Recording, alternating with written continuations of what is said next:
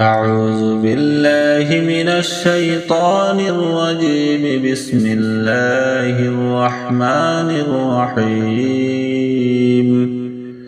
وإذ قال إبراهيم رب اجعل هذا بلدا آمنا وارزق أهله من الثمرات من آمن منهم بالله واليوم الآخر.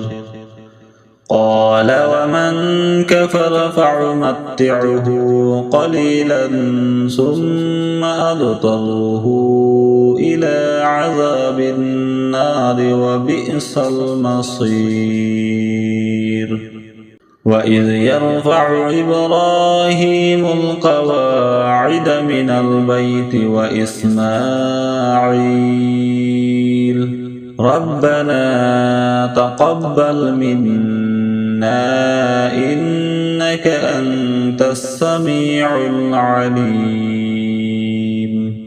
ربنا واجعلنا مسلمين لك ومن ذريتنا أمة مسلمة لك وأرنا مناسكنا وتب علينا إنك أنت التواب الرحيم.